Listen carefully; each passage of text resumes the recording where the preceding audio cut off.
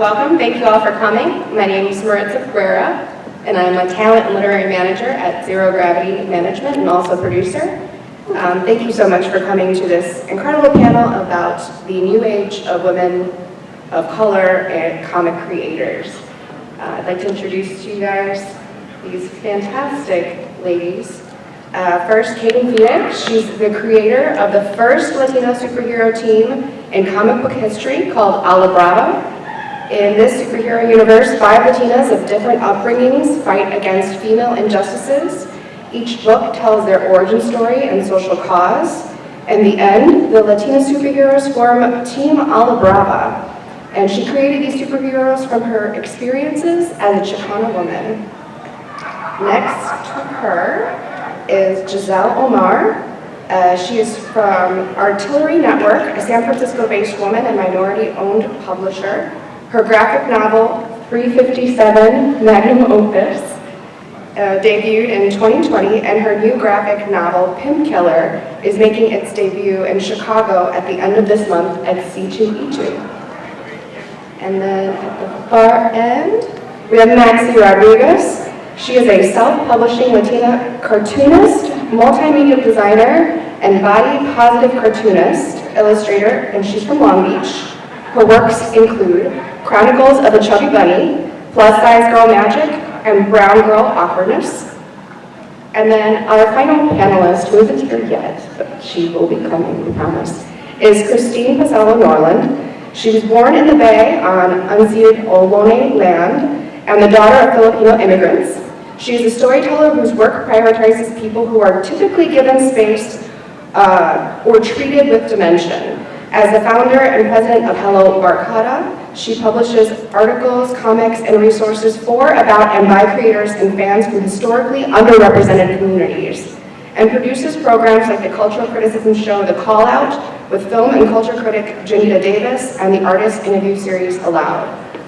So those are our panelists. Thanks for being here. And thanks for having me. So this first question is for all of you. You are all such incredible storytellers, and I was just really interested with all the mediums that are available now to tell stories with film, television, podcasts. What made you decide to use comic book and graphic novels to tell your stories?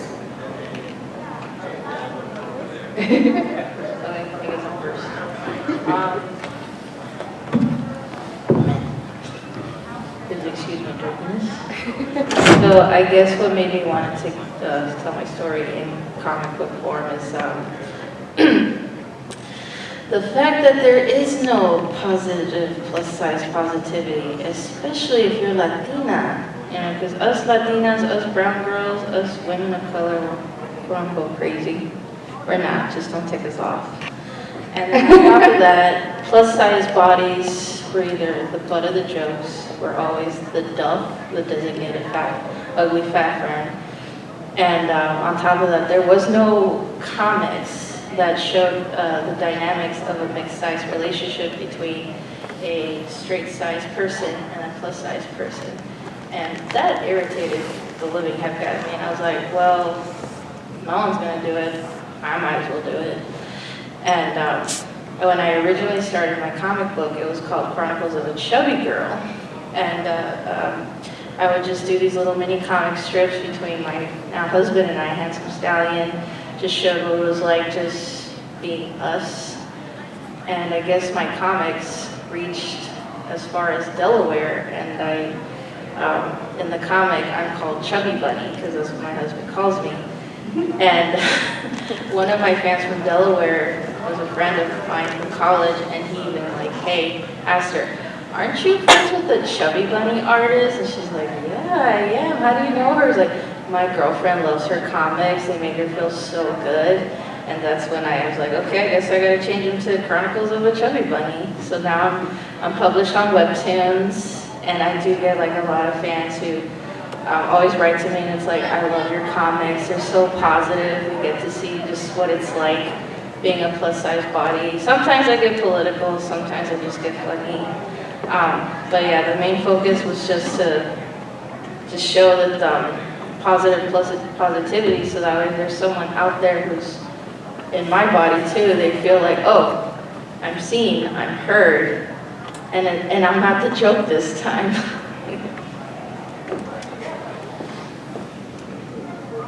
Giselle, Kayden? Yeah, well, I wrote Magnum a while ago, 357 Magnum Opus I wrote a while ago, and I had read some comics and thought it would be a great way to tell the story. It's presumed written as a screenplay. So after reading a few different comics, I was like, actually, would be a great format to tell the story. So I wanted a story with a strong female protagonist as the lead, and a way to share that story with a broad set of audiences. So I felt that the comic book format would be the best choice for that. So mine's very similar to Giselle's. I wrote out a screenplay, feature-length screenplay, because I come from the film world. And I shot a short film. I used to sizzle, so when I showed, they said this looks like a comic book. And every time I was just like, no, I'm not going to do a comic book. And then eventually, people told me that, and so Truth by Consensus said that I had to do a comic book. And so that's the only reason I pivoted over to comics. I chose that format. Just because people said it should be a graphic novel or a comic book, and so I ultimately chose graphic novel.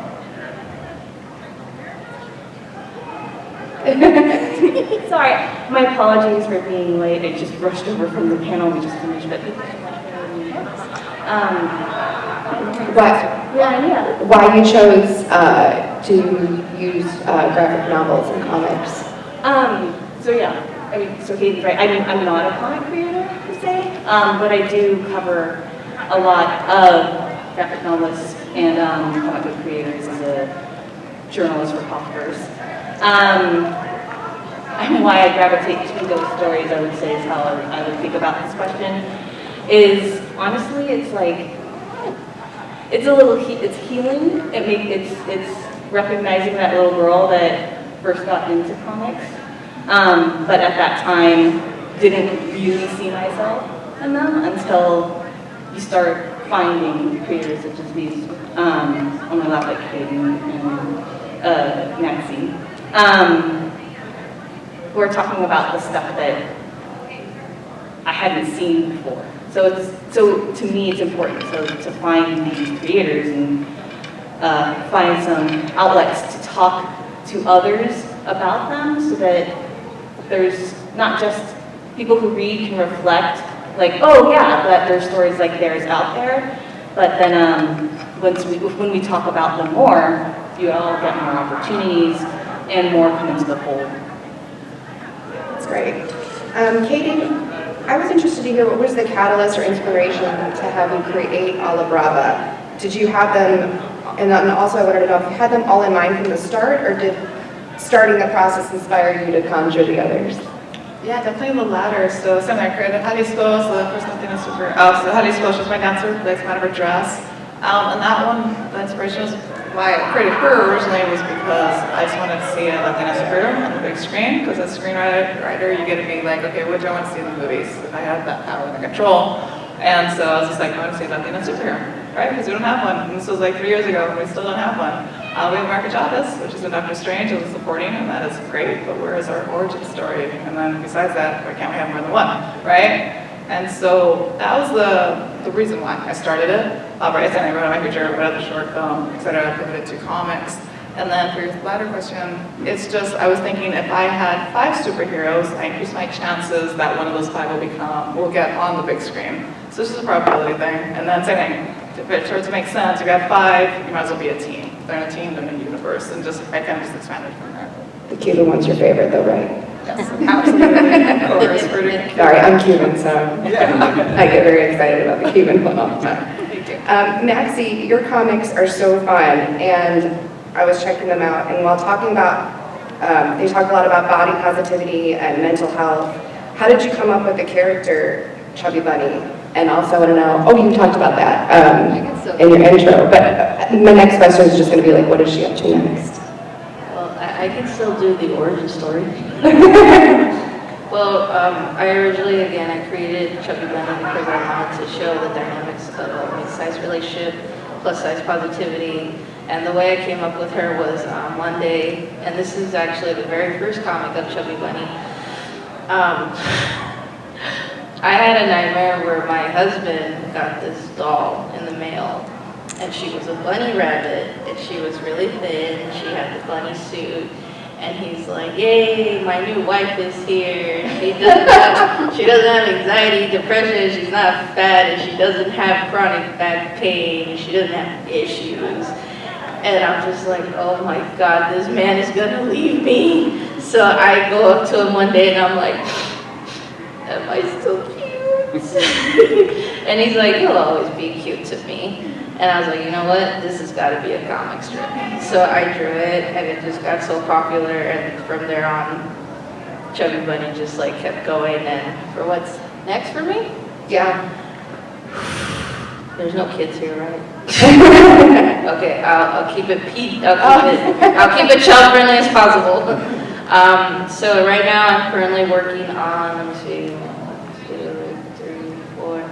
I'm currently working on 4 comic books at once. That's why I look tired.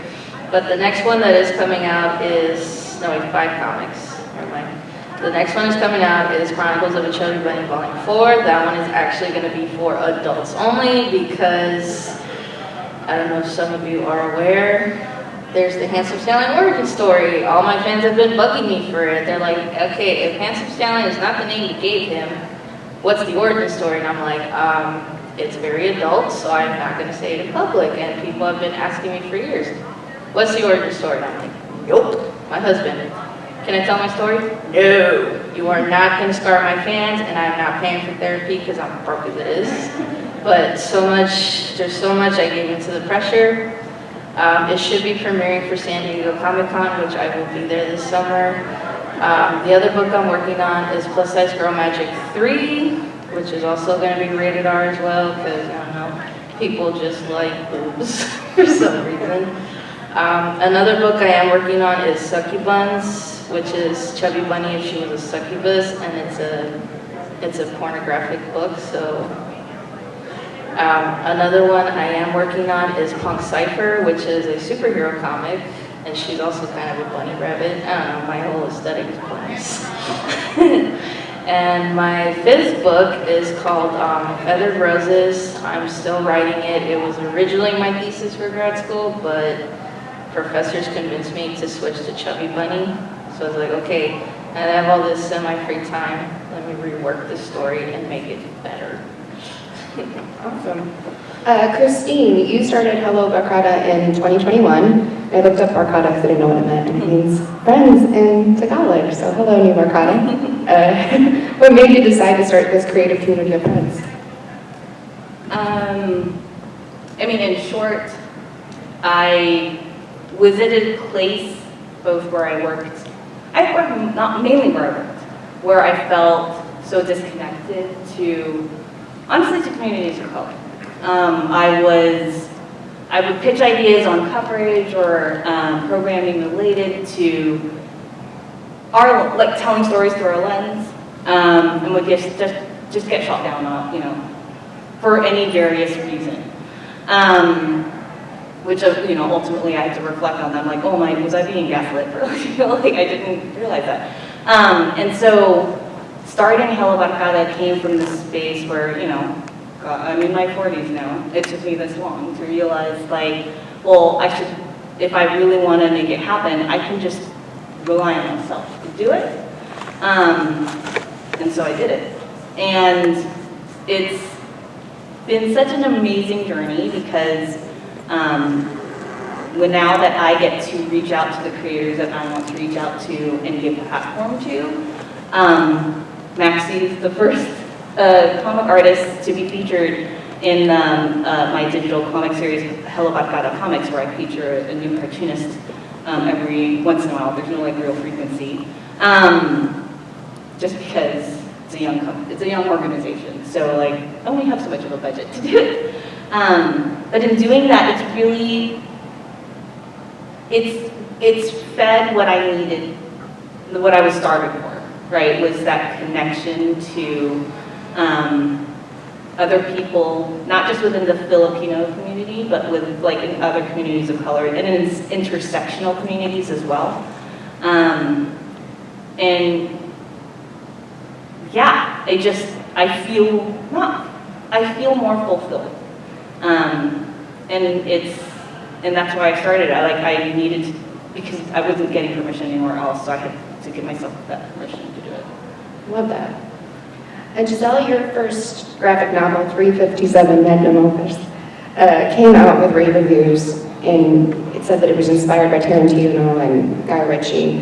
What inspired you for your next one that's coming out at the end of this month, Pimp Killer, and what can you tell us about that story?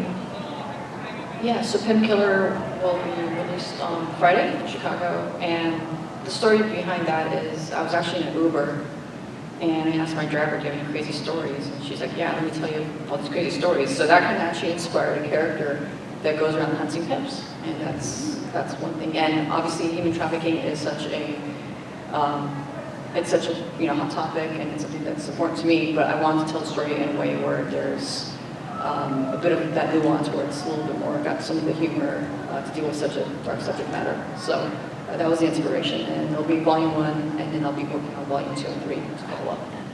Very cool. This one's for everyone or anyone.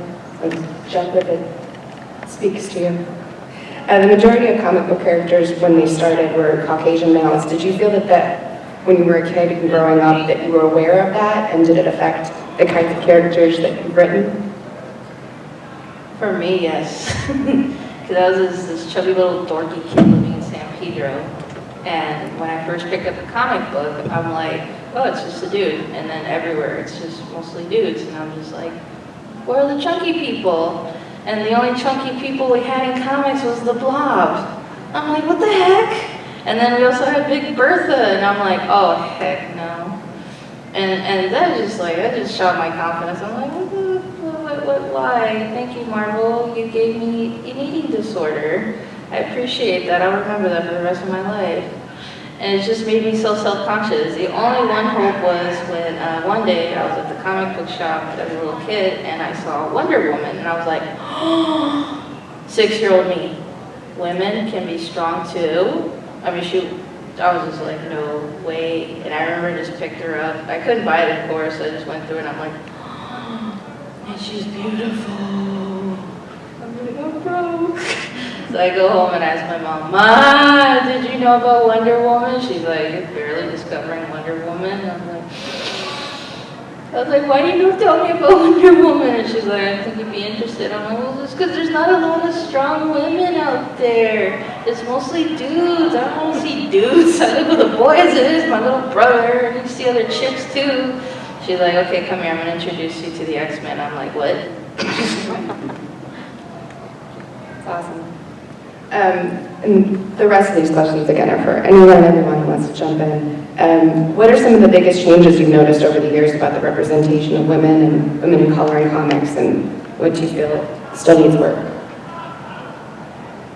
Longevity still needs work, because we don't get longevity at all. We have the Wonder Woman, we had our Latina Wonder Woman, right? We had America Chavez in the series. It was a series of 12, I believe.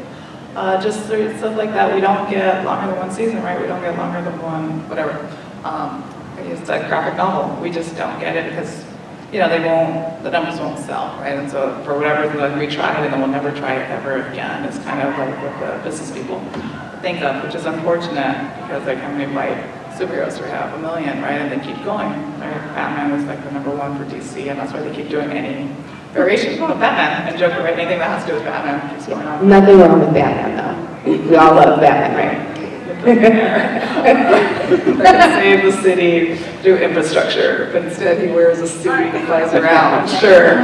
But sure, yeah, they're on Batman. But stuff like that, like we don't get that. Where's our rich billionaire white, or non-white female, right? We don't have that. We have Tony Stark on the Marvel side, and we have, Batman on the DC side, but that's the billionaire, Playboy billionaire. We don't get that at all. But we don't need that, but same way, we just don't get those types of characters. We get the underdog, the very poor, lower socioeconomic needs, just trying to fight to survive, and then XYZ happens to become a superhero, per se.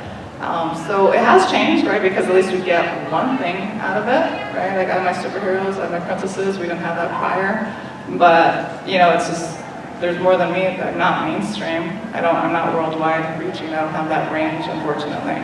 But it is progress, nonetheless. Yeah, speaking to Kayden, what you're doing, And that's where I'm seeing it happen a lot more. I mean, as far as progress goes, the progress is happening because of women like Kayden, women like Maxi, women like Mel. Like, we're going into these indie spaces, and because those seem to be more there's more of an embrace there, that's where I see a lot of that happening. I'm slowly seeing it more on the books, which is interesting, on the books side, like traditional books publishing. When you look at the imprints, if you look at First Second, there is an editor there, her name is Kiara Valdez, and the books, if you go to her website, you can see the books that she's acquired. You know, a lot of it it tends to move into like it's graphic memoir, and it's targeted towards YA. And that's where I'm seeing a lot more women of color stories being told. But in mainstream comics, to Kayden's point too, is, you know, if we're also like looking at longevity, we're only now seeing Nubia getting her due, right? That's because of Stephanie Williams, who's an amazing comic writer. But then like you have Nubia, and then on the other side of that you have Moon Girl, who just got a series. But then it's like Moon Girl, you see a lot of energy behind. Is it because she's a little girl? Where's we need more women of color, and so absolutely, I agree. Like, mainstream has a lot of work to do. The publishers have a lot of work to do. But I am seeing some glimmers of hope in book publishing, and if you really want to get into it and find like your happiness, you've got to go into the indie sphere. You've got to go to zine fests. That's where a lot of that representation is. And then, kind of piggybacking off of that, how can we continue to inspire those women of color out there who feel unseen and underrepresented to start or continue to create? Make more comics. And if any of you out there are inspired to make comics, you can make a comic. It doesn't have to be perfect. Trust me, when I started out, my stuff stunk. Encouraging, you know, more of these type of events, more of these type of panels, where we bring more people of color, and kind of encourage you guys to be like, hey, you guys can create a comic. I mean, I went to grad school, I had my MFA in comics, and the slogan was, anything is a comic, anyone can make a comic. And, hang on, my brain just farted. And then, you know, like just pretty much encouraging everyone, just keep making a comic, getting the comics out there, creating these spaces so people can be encouraged to make them. And then I know for us, the professionals, you know, we're easily approachable. Like sometimes we kind of look like we're dead inside, but we're really just, we're really more than happy to just like meet fans, meet people that really come up to us and be like, hey, I like your comic. What's your secret? And I'll give you my secret: carrots, sleep, and peanut butter.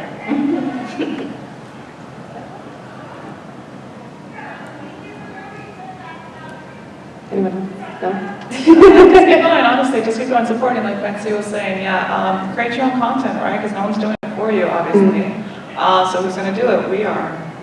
That's always when I think anything about revolutions, anything that's marginalized within societies. BLM, Chicano movement, literally everything throughout justice history, women's voting rights. Who did it? We did, right? Because they will not give it to us. That's the way it's going to go. So we always have to fight for it, even in the comic book space or just in representation space, right? And then again, at the opposite end is just support. So if you don't want to write comics, go support comics, right? You can repost, you can tag, you can do anything like that. You can shout out, you know, like even that says. You don't need money for any of that stuff, that's fine, but it amplifies our voice, right? Because we don't have range. That's one of the things we don't have, unfortunately. But with everyone else's voices, right, it becomes exponential, so we do have range. And so I would say either one of those two. I love, Maxi, what you're saying too, like the very core of it is just make it. Just make it. We are, I think particularly in our communities, we're held up to like, we have to make it so good because it has to be so so good to be noticed that it scares us into trying, right? Because that good, that's not an overnight thing. And so if you know it takes years to do, you're gonna stop yourself before you even get to that first, line you just draw. So just to emphasize, just start, and it's Kayden too, just start. And if you're looking for an audience to look at it, share it with your friends. Share it to the friends who you know will support too. If you're lucky, you have parents that will support. But I know, for my parents, I was supposed to be a doctor or a lawyer, so it's hard, even now what I'm doing, for them to really grasp, wait, what? You can do a little bit of, that's the other thing, because I also do a little bit of basic graphic design for some nonprofits. How does that earn you an income, stuff like that? And it's just, it's because the arts field has always been discussed in such a way in our communities that it's not stable, quote unquote, but if they only knew, right, that it can be, is if we put the same energy we would towards those stereotypical careers towards the arts, we can make lives in it, which we are. Yeah. And when did you all realize that the work that you were doing was impacting women of color in the industry? Did you have an aha moment? I recently did, and I don't know, I just work and don't even think about it. And then I went back to Chicago, and I taught a class at Second City, where once upon a time I was an actor, and I went through Second City. And so I was giving back and was teaching these classes, and at the end of the class I had these 4 women, and one of them was a young Latina, and they came up to me and they were just like, "Thank you so much. I have never met a woman manager." And the young Latina was like, "And I've never seen a Latina woman manager, and it just means so much that you're out there." And I remember going back to my hotel and crying, because it was just I wasn't expecting that. It hit me that I was just working, and just me working meant something to somebody. Did you all have a moment like that? Yeah. I had one, but then I had another most recent one, and this one actually caused my brain to go, that little sound when the computer's just dead. I was at the Latinx Comic Arts Festival last weekend in Modesto Junior College, and this plus size, this chubby girl, and this other chubby person who was with them, they looked at me and I was like, "Hi." And she started crying. I was like, "Are you okay?" And she's like, "I drove all the way to LA just to see you." And I'm like, "What? Excuse me?" I'm like, And she's like, "Because I love your art. I've been a fan. I just became a fan 2 months ago." I'm like, "You're still a baby, but okay, you haven't been corrupted yet. It's not too late." And she's like, "And I just love all your comics. I'm always on Webtoons waiting for you to publish. I'm always online, when is she gonna open her shop, or when is she gonna post more comics?" I'm like, "Yay, that's cool, but you don't have to drive to LA. From LA." She's like, "No, I did, because I was like, this is gonna be the only time I'm gonna see her. I have to drive to Modesto." And I'm like, "You do realize I do the Queer Mercado once a month, right?" And she's like, "What?" I was like, "Yeah, I'm so sorry you wasted your gas money just to see me." And she's like, "No, I don't care. I had to meet one of my biggest idols." I'm like, my brain just farted. My husband had to grab me, "Okay, you sit down." And I'm like, my brain was still, it's still her. It's always nice when you go to a show and you see somebody who's bought your book in the past and they ask you what else do you have. So it's nice that's the biggest for me. So the fact that they actually enjoyed reading it, and they can talk to me about the characters, the character arcs and all that. So I had actually a young woman come to the table yesterday that I met her 3-4 shows ago. So I told her about the next story and she was really excited. So that's always a plus. So I used to have a Barbie, I still have my Barbie dolls, but I used to have a Barbie doll of Jalisco, my dancer, that my friend made for me. And so my first Comic Con was LA Comic Con in 2019, September 2019, And like all these little girls ran up, they were all ran up to look at the Barbie doll. They didn't care about my book, but they kept to look at the doll because she was in her political pose. And I was just like, and she like, one girl like froze like this. Like I haven't had time to stand up and take a photo from the side, which is why I know she froze. But it was that. It's just like, it's, you know, it's bigger than me. Like, did I have that doll growing up? No, but I have my mom, which my mom does political, so it's fine. But like, that would have been really cool, you know, like, because it is bigger than me, because they need to see a slightly darker skinned person. That was Nana the Avalon. So that doll wasn't like an actual Barbie or Vanessa doll. And so just little things, it's like, we did not get that. You know, the thank yous from, you know, from adults, like, that's amazing when they all say, I wish I had this growing up. Like, that's really, really nice. And it's true, it's not, you know, it's no bragging right, it's just like, it's true, we just didn't get it, right, because they didn't give it to us. But like, I'm turning around and now the little kids, hopefully, when I get to Mattel, they'll have it as well, you know, and so it just carries on, because we do pick up the mantle. Do you all feel like panels like this and events like these are important, especially for us women of color? And do you feel like it's helping? Yes. Yes. Yes. I mean, to go back to your original question, as far as impact goes, and I think I've heard it with everyone here, is honestly, if you operate on the scale of one, where you're making a you're making a connection with at least one other person who came up to you and said, oh, that work was important to me. That's a lot, because you don't know who that person will then move forward also influencing, right? And then it keeps it at a scale, because honestly, like, let's be honest, this work is, it's not tired, it's exhausting. It can be tiring, right? Because you're not just creating the art, you're marketing the art, you're determining what shows, you're doing the finance part for yourself, you're wearing all of the hats. So is it important to have panels like this? Yes, because it creates more of a voice. It makes it makes the process more transparent. And honestly, it's just like re-energizing. It's nice to know, like, oh yes, they got me. Like we're here.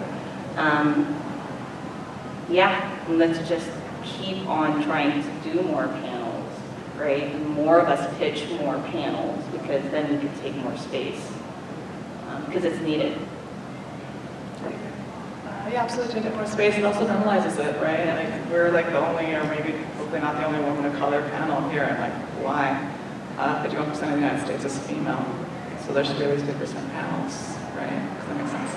But obviously it's not. And so it's just that, like, take up space and normalize it, and like, use your voice, and you never know who you touch and who they're going to turn around and touch as well at the same time. Also, the average size of a woman is plus size. And we don't have a lot of plus size content out there. The only thing is the Blob and Big Bertha, and I swear if someone shoves Big Bertha in my face one more time, I'm going to stick a watermelon in my mouth. So this one is for everyone. Maxi already let us know what you're up to next, but for everyone else, what are y'all up to next? So I have Pimp Killer launching at the end of the month, and then I am working on the prequel to Magnum at the moment as well. I have Princess series, so it's Native and Latina princesses. So this is all elementary, or you know, all ages. And it's really fun. I have 2 out already, 2 titles out. There's going to be 5 origin stories of the princesses, and they come together as a team as well. For myself, there should be a Q&A interview being published. So it's called Popverse. If you're not familiar, it's Read. So if everyone knows Read Pop, who does NYCC and whatnot. It's their media pop culture site, and so I publish there. I should have a Q&A coming out soon on Barbara Brandon Croft, who's a first. She's the first Black woman cartoonist to be nationally syndicated in the mainstream press. Her comic strip ran from 91 to like, I think 20, in the 20s, the knots somewhere. Yeah, so that Q&A will be out soon for Women's History Month, which is, oh gosh, it's almost done. And then as far as Hello Barkada goes, this is my last panel for this show, but I do also pitch for Comic Con, so if you're going to try to come out to there, come out to one of those. But I also will try to make time in between the 2 shows I just host IG Live interviews and panels because we can't wait for these faces also, because honestly, let's face it, there's also a cost to this. But it's something like an IG Live, anyone can do. So I look for those coming when I announce on Hello Barkada. Awesome. Before we open it up to questions, where can everyone find you on social media, and as well as what booth number are you in? Currently in Artist Alley, table E13. You can find me on Instagram, Twitter, TikTok. Of course, it's Casudo Productions for TikTok and Instagram. Twitter, it's at Chubby Bunny Art because Casudo Productions was taken for some reason. I also have a Patreon as well for those who want like exclusive little goodies monthly, and also like adult stuff too. Yeah, I gotta make money somehow. You can find me on LinkedIn with my name. That's my preferred social media channel, actually, or on Instagram on 357 Magnum Opus. I have a booth here in Artist Alley. We're going to go by the poll because we don't have aisle numbers, but the poll is C13. And then my Instagrams are Latina Superheroes, plural, and Latina Princesses. I'm excited about Latina Princesses. Yeah, Yeah. thank you. Yeah. You can find me at Hello Barkada. So, hello. B as in boy, ARKADA. That's on Instagram, Twitter for as long as it lasts, and Facebook as well. I'm still hesitant for TikTok. But then again, also, we got a hold of Take a break on that. I haven't gone on it yet, so we'll see what happens there. Fantastic. All right, we're gonna open it up to questions. Where's the question? In addition, thank you so much for getting your socials.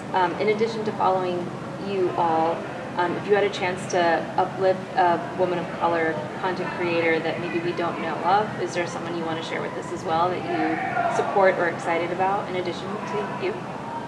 Gabrielle, it's really cool. She did Julie Takes a Breath. She's the writer of American Chavez, her series. I have a few, but the one I do support the most, and she was actually one of my classmates from grad school, Brinache. She's a Salvadorian, half Salvadorian, half like Guatemaltecan young woman in the Bay Area. She's also a professor of comics at CCA. She does these really cool comics along with their partner, husband, Lawrence Lindell. You can find her on Instagram as Brinache.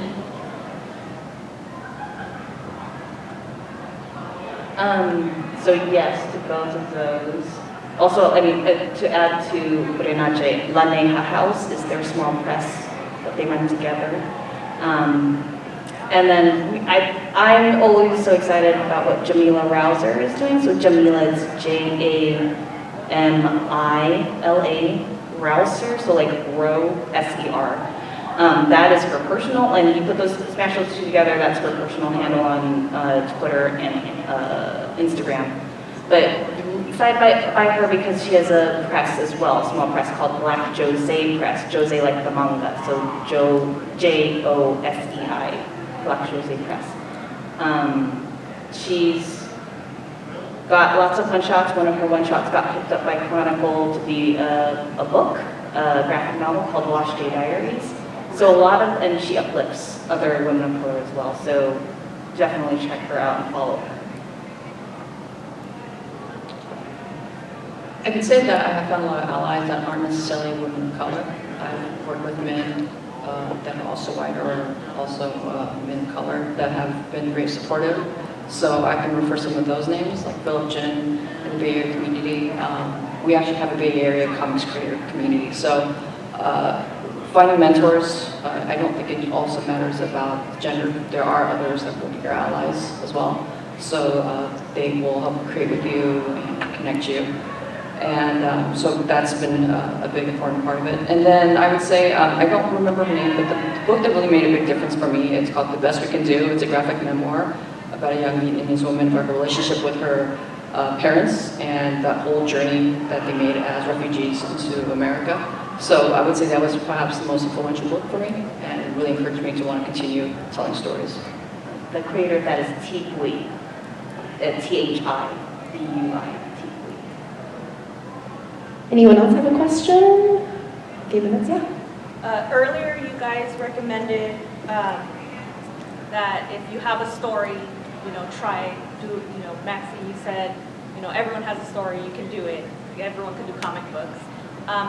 If someone wanted to work with you with a specific idea, or many of you, what would it take for them to present to you an idea to either help produce it or, everything that goes into that?